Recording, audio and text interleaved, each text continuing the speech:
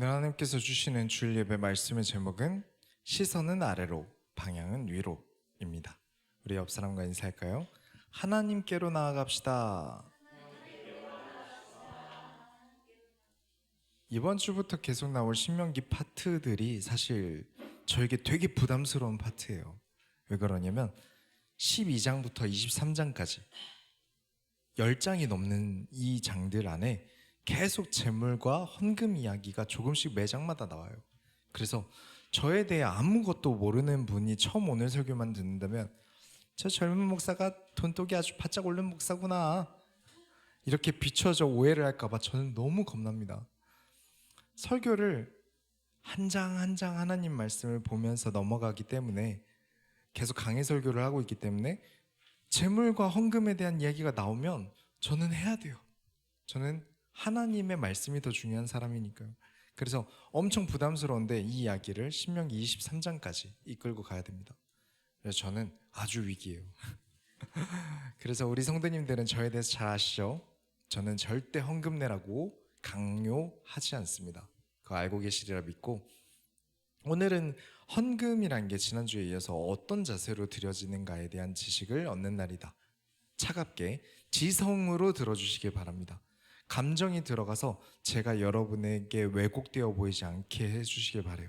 저는 절대 헌금하라고 강조하지 않습니다. 서론으로 들어가겠습니다. 아래를 바라보고 위를 가리키는 사람.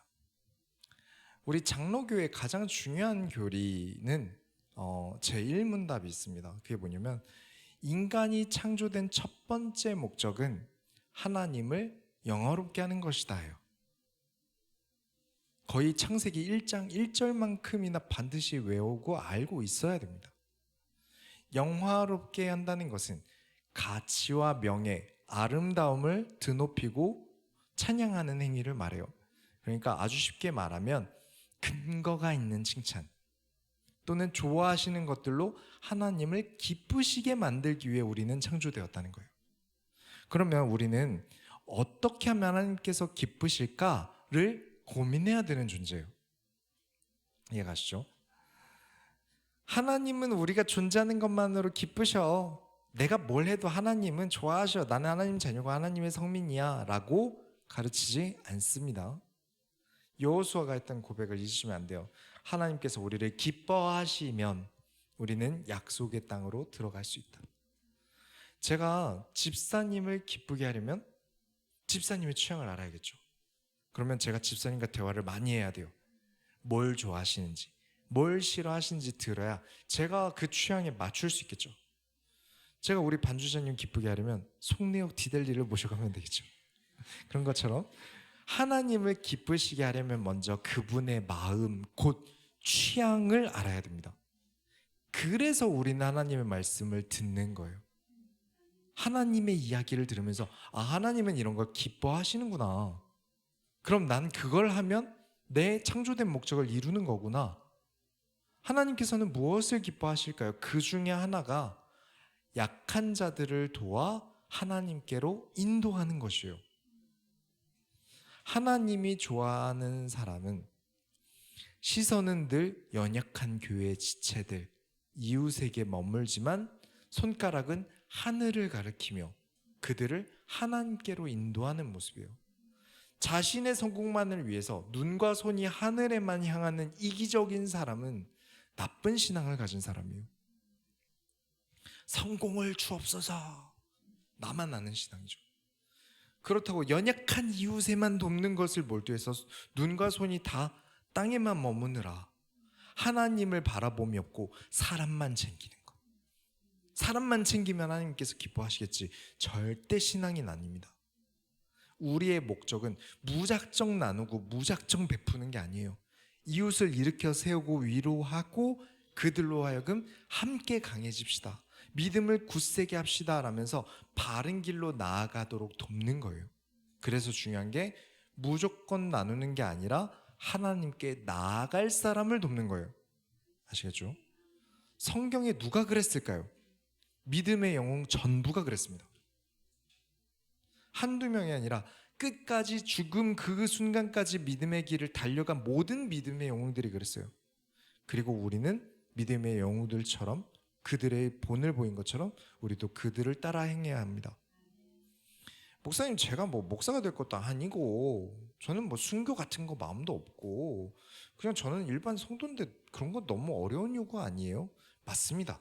저도 믿음의 영웅들에 비해 한참 못 미쳐요. 전 근처도 못 가겠어요.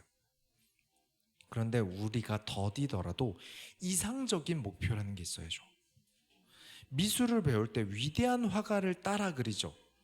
옆에서 나랑 같이 처음 미술 배운 사람 걸 따라 그리는 게 아니잖아요.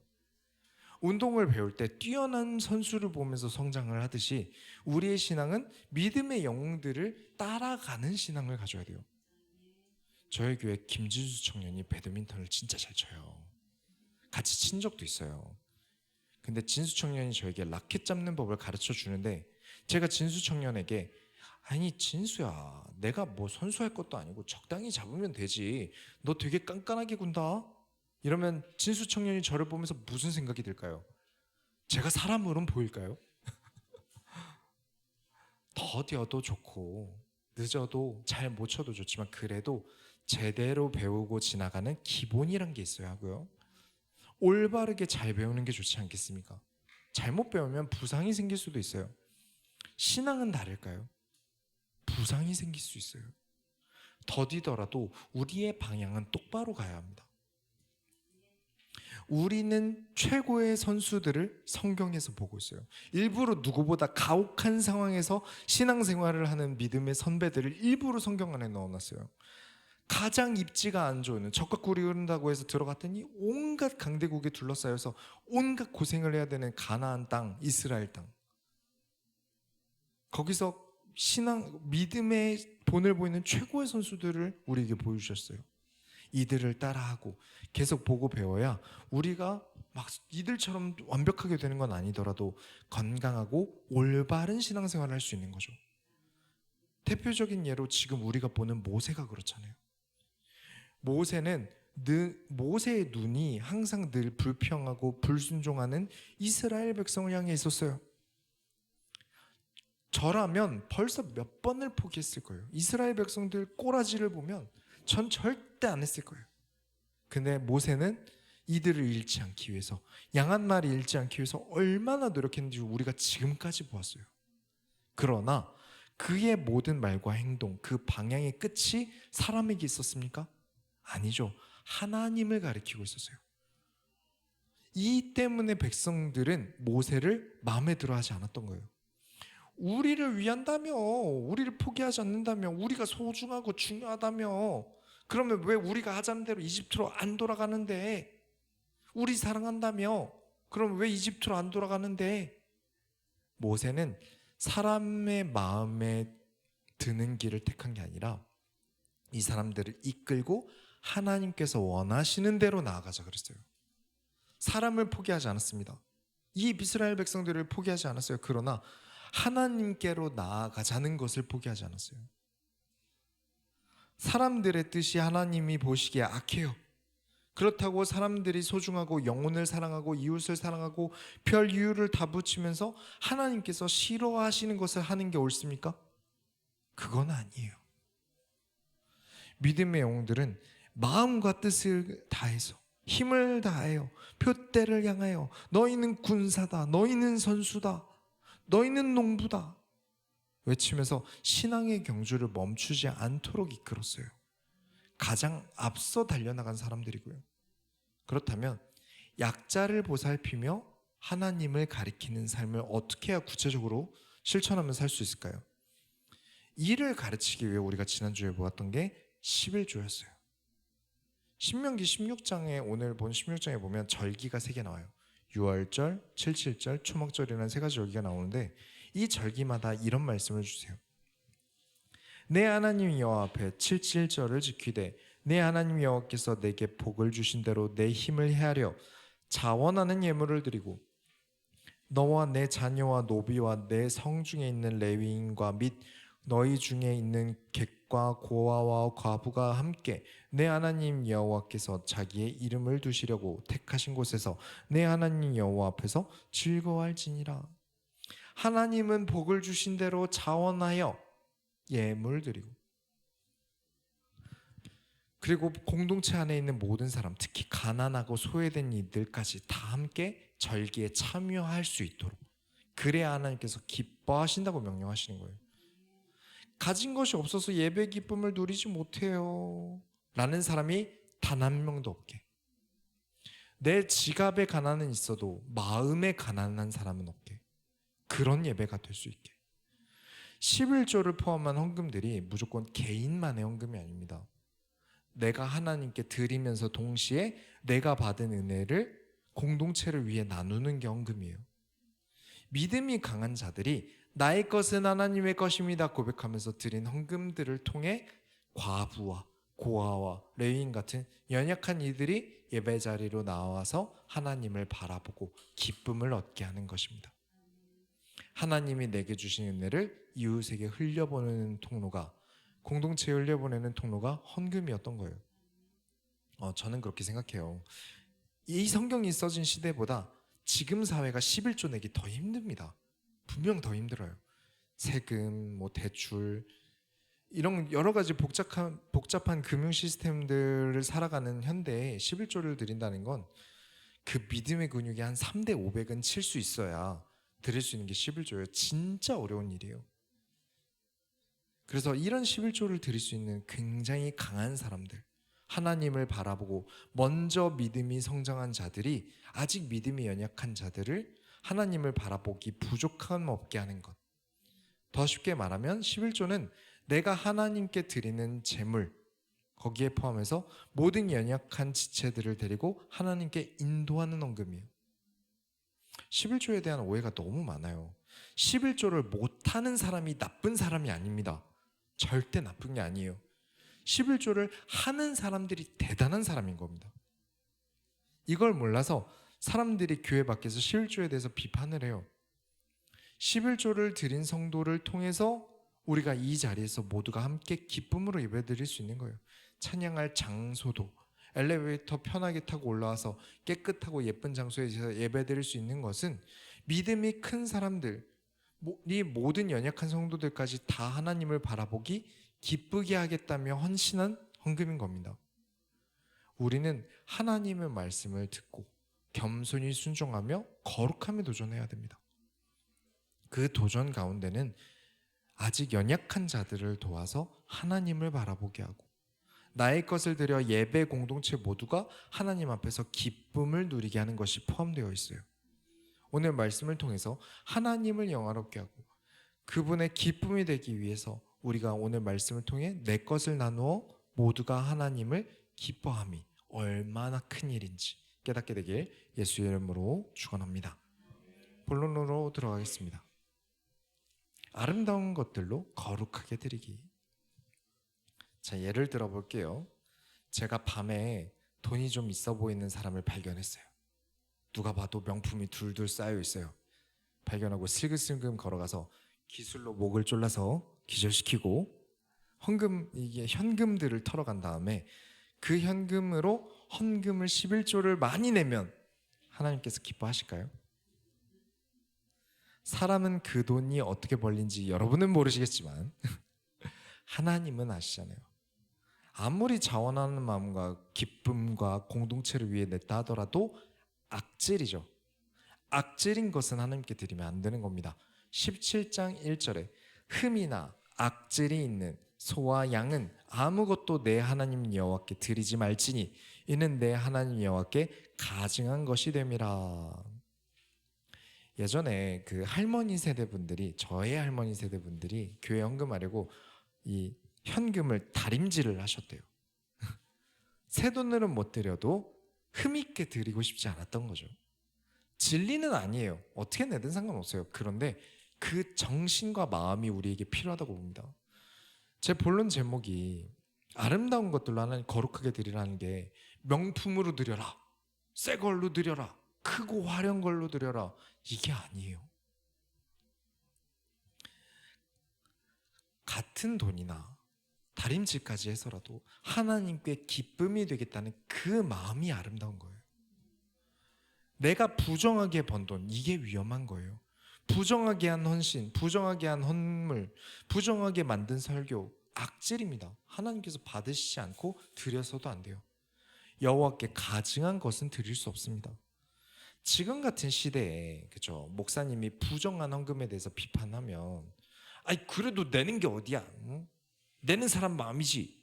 내가 하나님께 드렸지 교회 드렸나? 라고 되려 욕먹기 좋아요. 근데 헌금은 교회에 드렸다라는 말이 그렇게 틀린 게 아닙니다. 의외로 아까 11조 개념처럼 공동체를 하나님께 이끈다라는 개념도 헌금에 포함되어 있어요. 하나님은 재물이 필요한 분이 아니세요. 하나님은 우리의 마음을 기뻐하세요. 그런데 그 마음이 하나님께 온전하지 않은 사람들을 인도하기 위해 내 재물도 사용하고 내 기능도 사용합니다. 헌신이죠. 점심 식사를 권사님들이 너무 맛있게 해주세요. 그 덕에 하나님께 예배드림이 부족함이 없어요. 얼마나 믿음의 헌신입니까? 휘집사님이 우리 식당 창문형 에어컨을 달아주셨어요. 그래서 2년 동안 늘 덥게 식사를 했고 한여름에 본당에 대피해서 식사를 했거든요. 너무 기쁘게 우리가 식당에서 식사를 하며 하나님을 바라보니 힘들지 않게 되었어요. 반주자님께서 피아노를 집에서 쓰시던 걸 교회에 가져다 두셨어요. 그 덕에 사람들이 하나님께 찬양하기를 기쁨으로도 할 수 있어요. 오늘 드럼을 민혁 성도님께서 쳤어요. 그 덕에 하나님을 바라보기를 좀 더 흥이 나게 기쁨으로 드릴 수 있었어요. 큐티를 올려주시는 분들 덕분에 계속 말씀으로 성장하고 있는 모습을 믿음에 영역한 사람들이 읽어요. 그걸 보면서 말씀의 능력을 확인하고 있어요. 그렇죠. 나의 헌신이 하나님께 드렸다 할지라도 공동체의 영향이 있습니다. 그것까지가 헌금이고 그것까지가 헌물이고 그것까지가 헌신이에요. 나의 헌신이 하나님께 드림과 공동체를 들어서 하나님을 기쁘게 함이 동시에 일어나요. 헌신, 헌금, 헌물은 그렇게 공동체를 하나님을 바라보게 만드는 목적이 있기 때문에 교회에 내는 게 헌금이 아니다 라는 말은 모순이 있어요. 하나님과 교회의 공동체를 통한 하나님의 영광, 모두가 함께 하나님을 영화롭게 하는 것, 그로 기쁘게 하는 것에 포함돼요. 그래서 하나님께서 헌금이라는 것을 받으시겠다, 그리고 기뻐하신다는 거예요. 하지만 여론이라는 게 있죠.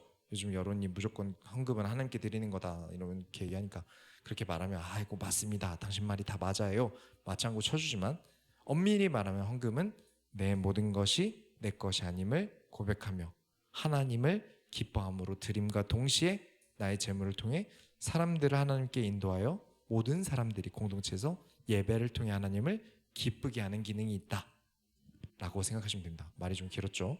그래도 이해는 다 가시죠? 그리고 또 다른 하나님의 취향은 무엇일까요? 뭘 기뻐하실까요?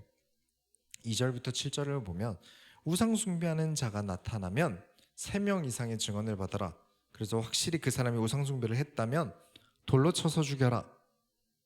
사람을 죽이는 게 하나님 취향이라고요? 그게 아니고요. 본 목적은 7절에 보면 악을 제해라, 신명기에 악을 제하라 라는 말이 총 10번 나옵니다. 강조하고 있어요. 하나님은 악도 싫지만 악이 퍼져나가는 걸 싫어하세요. 아시겠죠? 오랜만에 질문을 드리는데 내가 하나님께 불만이 있는 건 죄일까요? 아닐까요? 아닙니다. 수많은 선지자들이 낙심하여서 하나님께 대들었고 하나님은 그들과 대화하셨어요. 그래서 써진 게 선지서들입니다. 하나님께 따졌다는 것은 하나님과 대화하고자 함이 있었다는 거예요. 그만큼 가까이 두고 싶어하는 그들의 마음이 같이 있었어요. 그런데 하나님께 불만을 품고 하나님과는 대화하지 않고 사람들을 선동하는 것은 죄였습니다. 많은 사람들로 하여금 하나님께 죄를 짓게 만들고 잘못된 깨달음, 잘못된 진리를 가르치는 것은 죄가 맞습니다. 그리고 17장에도 있지만 가장 정확한 것은 16장 18절부터 19절에 있어요. 내 하나님 여호와께서 내게 주시는 각 성에서 내 지파를 따라 재판장들과 지도자들을 둘 것이요 그들은 공의로 백성을 재판할 것이니라. 너는 재판을 굽게 하지 말며 사람을 외모로 보지 말며 또 뇌물을 받지 말라. 뇌물은 지혜자의 눈을 어둡게 하고 의인의 말을 굽게 하느니라. 사람에 쏠려서 눈에 보이는 것에 속아서 눈에 보이는 것을 중요하게 여겨서 하나님의 공의를 바라보지 않는 것, 하나님께서 싫어하십니다. 외모를 보고 뇌물을 받고 판단하는 것. 그래서 눈에 보이는 것은 중요하지 않습니다.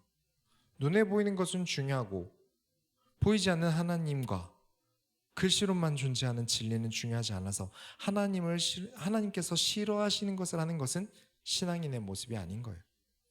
그리고 17장 14절부터 15절에 내가 내 하나님 여호와께서 내게 주시는 땅에 이르러 그 땅을 차지하고 거주할 때 만일 우리도 우리 주위의 모든 민족들 같이 우리 위에 왕을 세워야겠다는 생각이 나거든 반드시 내 하나님 여호와께서 택하신 자를 내 위에 왕으로 세울 것이며 내 위에 왕을 세우려면 내 형제 중에서 한 사람을 할 것이요 내 형제 아닌 타국인을 내 위에 세우지 말 것이며 이 내용도 똑같습니다.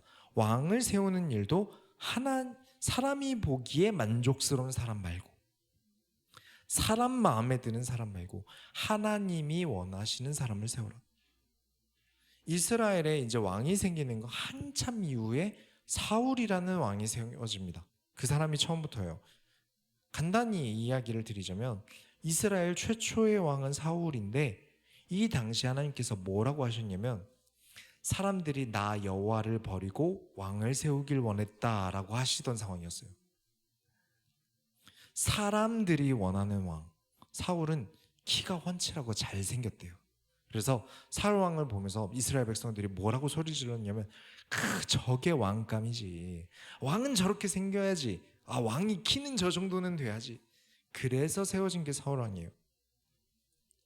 그 다음에 사람들이 그다지 처음에 원하지 않았는데 하나님께서 원하셔서 왕이 된 사람이 다윗이라는 사람입니다.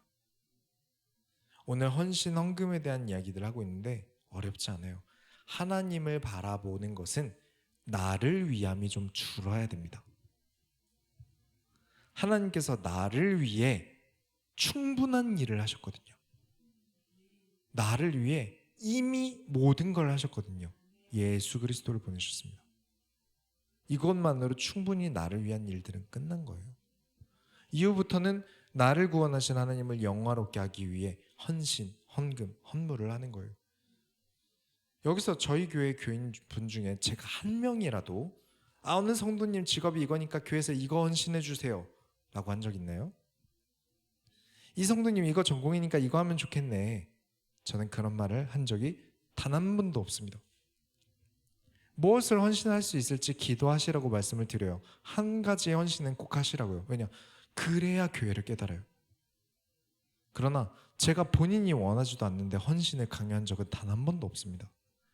하나님을 사랑하며 자원하는 사람이 기쁜 마음으로 할 수 있는 것을 시켜야죠. 교회는 일하는 사람이 많을수록 부흥합니다.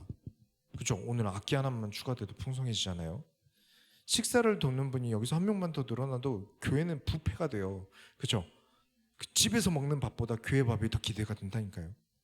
그러나 눈에 보이는 이유로 사람들을 억지로 세워서 부흥을 위해서 억지로 일을 시켜서 교회를 세우면 교회가 아닙니다. 엉망이 돼요. 자원함으로 헌신할 때 누가 시켜서 할 때보다 교회가 훨씬 행복해져요. 그래서 제가 아름다운 것으로 하나님께 드려라. 강제로 억지로 부정하게 하나님께 드려서 의미가 없습니다. 아름답게 드려라. 교회에서 누구라도 여러분의 자원함에 대해서 왜 이건 이렇게 했대? 저건 별론데 저거밖에 못해? 이 이야기가 저의 귀에 들리는 순간 그 말하시는 분으로 그 일을 대체할 겁니다. 설교를 왜 그렇게 해? 제가 바로 오후 예배 순서로 넣어드릴 거고요. 누가 일렉기타를 치는데 일렉기타를 왜 그렇게 쳐? 집사님 일렉기타도 칠 줄 아세요? 다음 주부터 일렉기타 헌신하셔야죠. 진짜 잘 치시나 봐요 라면서 바로 찬양팀 등록시켜 버릴 거예요. 그 악기 헌신자로 넣어드리겠습니다. 잘생긴 사람이, 말 잘하는 사람이, 잘하는 사람이, 돈이 많은 사람이 교회의 일꾼으로 세워지길 저는 바라지 않습니다. 믿음이 잘생긴 사람이 세워져야죠. 성경을 말하는 사람이, 작더라도 하나님을 사랑하는 마음으로 드리는 사람이 교회의 일꾼이 되어야죠. 그게 아름답게 드리는 겁니다. 무엇을? 교회를, 공동체를. 결론을 내리겠습니다. 섬기는 자에게 띄어지는 눈. 자, 결국 손해 같아요. 내 걸 드리는 건 손해 같아요. 지난주에도 말씀드렸지만 쥐고 있는 게 이득같이 사람들은 생각을 해요. 자, 우리가 결국 무엇을 하든 오늘 모든 서론 본론을 다 종합하면 하나님께 기쁨이 되는 게 우선이다 라는 이야기를 오늘 내내 한 거예요. 18장 1절부터 5절에 보면 레위 사람 제사장과 레위의 온 지파는 이스라엘 중에 분깃이 없고 기업도 없을지니 그들은 여호와의 화제물과 그 기업을 먹는 것이라. 이는 내 하나님 여호와께서 내 모든 지파 중에서 그를 택하여 내시고 그와 그의 모든 자손에게서 항상 여호와의 이름으로 서서 섬기게 하셨습니다. 레위인 제사장들을 성전에 들어오는 것들로 먹고 마시게 하라는 내용이에요. 그렇게 돼야 돼요. 제사장들은 그렇게 백성들의 것으로 먹고 마셔야 돼요. 이 이유가 레위인과 제사장들이 좋아서 사랑스러워서가 아니라 오늘 우리가 같이 나눈 것 같이 나의 것을 나누어 모두가 하나님을 바라보게 하는 데 있어서 중요한 역할을 하고 있기 때문이에요. 모두가 함께 기쁜 예배를 만들기 위해서 레위 지파는 하나님께 드려줬다. 그래서 민수기에서 하나님께 레위인을 여러분이 바친다, 여러분이 목회자를 하나님께 바친다라는 개념에 대해서 이야기를 해드린 거예요. 양을 드리고 소를 드리고 레위인을 드리고 그러면서 결국 나를 하나님께 드리고 내가 할 줄 아는 것들, 헌신하는 것들 나를 하나님께 드리고 나의 수익도 하나님 은혜로 받은 것이니 하나님께 드리고 그렇게 하나님께 드리는 자세를 배우는 거예요. 그러면서 하나님께서는 하나님의 백성들을 기쁨으로 함께할 계획을 가지십니다. 너를 통해 모든 사람들이 하나님을 기뻐하고 하나님께 영광을 돌리고 하나님을 영화롭게 해라. 이 명령이 여러분 개인 한 명 한 명에게 다 있는 겁니다. 하나님은 아주 중대한 계획을 세우십니다. 18장 15절에 내 하나님 여호와께서 너희 가운데 내 형제 중에서 너를 위하여 나와 같은 선지자 하나를 일으키시리니 너희는 그의 말을 들을지니라. 이 말씀은 예수 그리스도에 대한 예언입니다. 드리는 자만이 예수 그리스도를 발견합니다. 그의 말을 듣습니다. 자, 레위인과 율법, 모든 제사 제도는 장차 오실 참된 선지자 예수 그리스도를 가리키는 거대한 손가락이에요. 아래를 바라보며 예수 그리스도를 가리키면서 너희가 진짜 예수 그리스도가 찾아왔을 때 알아볼 수 있도록 우리의 모든 방향을 하나님께로 나아가도록 해라. 그러기 위해서라도 레위인과 제사장을 가까이 해라. 그들을 굶게 하지 말고 풍족하게 해라. 왜? 그래야 예수 그리스도께서 진짜 오실 때 알아볼 테니까. 하나님께서 세우시는 선지자이신 예수 그리스도를 알아볼 테니까. 그런데 비극적인 사건이 일어나요. 그 손가락의 역할을 해야 되는, 예수 그리스도의 손가락의 역할을 해야 되는 제사장들과 레위인들이 예수님 시대에 약속대로 오신 예수 그리스도를 못 알아봤어요.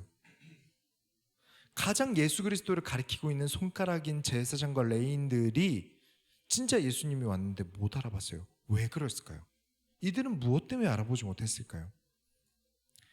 자신의 손가락이 하나님을 가리킨다고 했지만 사실 나를 가리키고 있었거든요.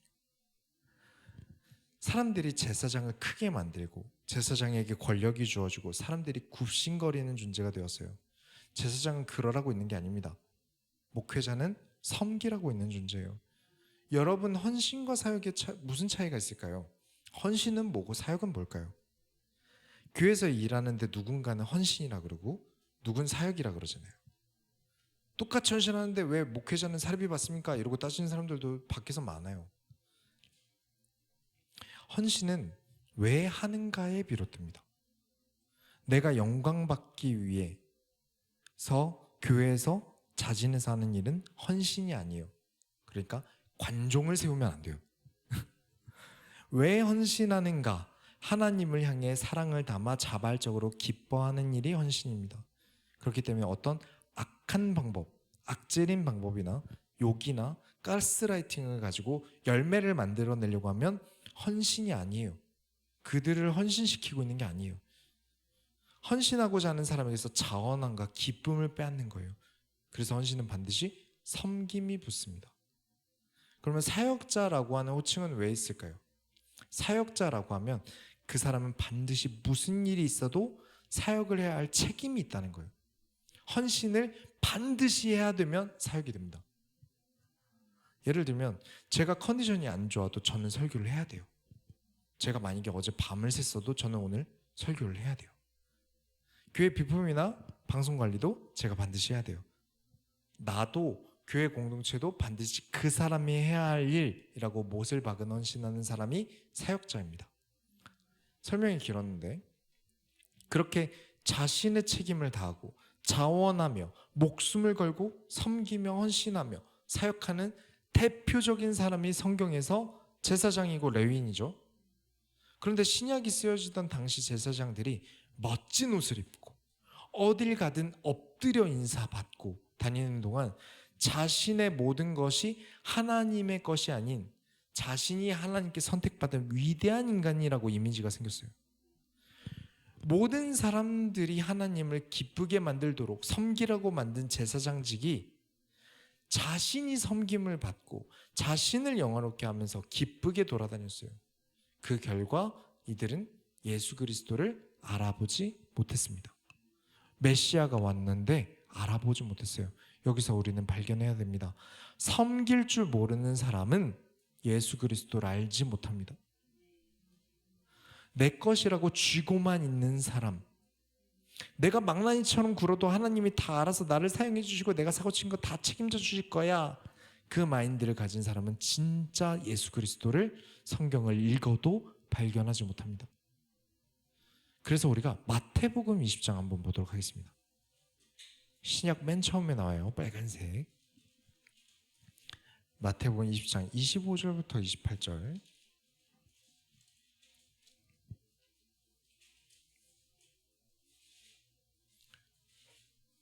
찾으셨으면 다 같이 읽겠습니다.